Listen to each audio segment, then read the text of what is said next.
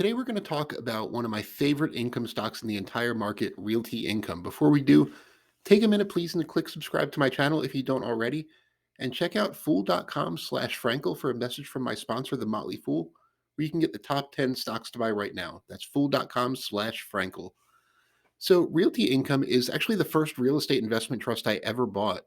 Bought my first shares over a decade ago. I've added to it many times since then. And as a longtime investor in the stock, I can tell you that this is one that rarely goes on sale. Even in terrible market environments, it doesn't fluctuate that much. We'll get more into that in a minute, but if you're not familiar, Realty Income, they're a real estate investment trust. They own a portfolio of more than 12,400 properties, most of which, 82% of which, are in the retail industry. Now, these aren't just any retailers. Realty Income handpicks its properties with tenants already in place that are in one of four baskets. They're either not retail, which 18% of the portfolio is not retail at all.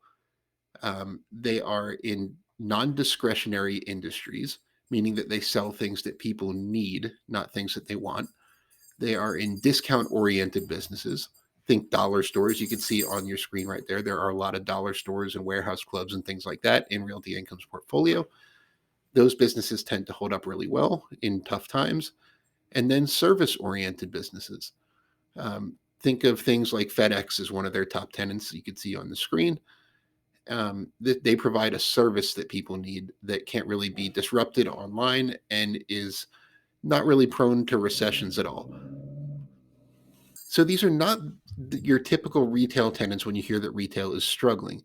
These are recession resistant and e commerce resistant retailers for the most part. The company has great credit.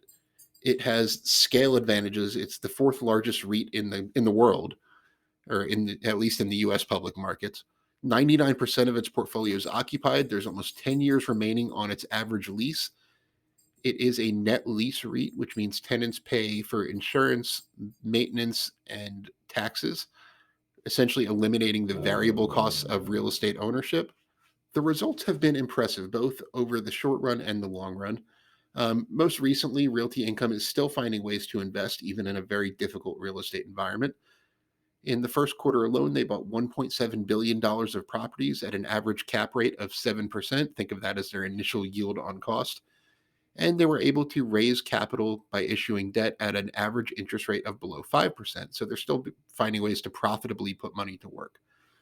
They're doing a good job of recapturing rent when tenants vacate properties. It does happen. They don't have a high turnover rate, but they do have some.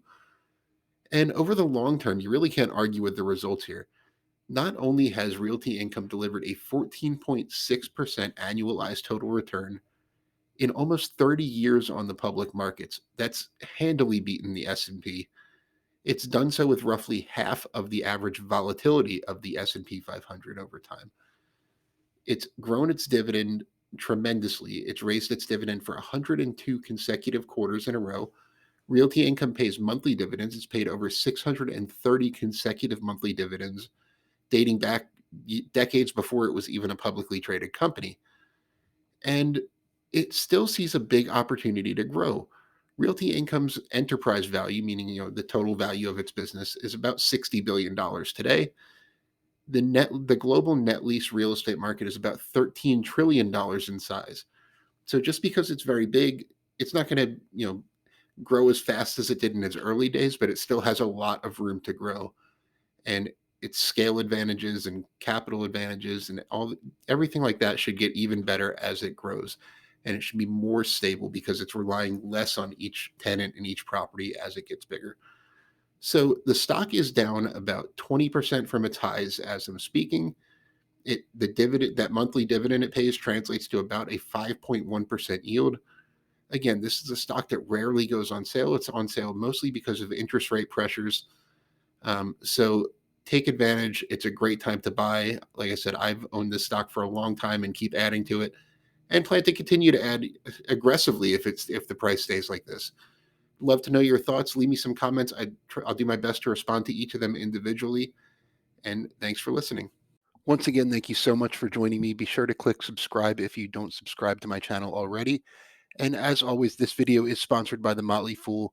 Be sure to visit www.fool.com/Frankel to receive the top 10 best stocks to buy now.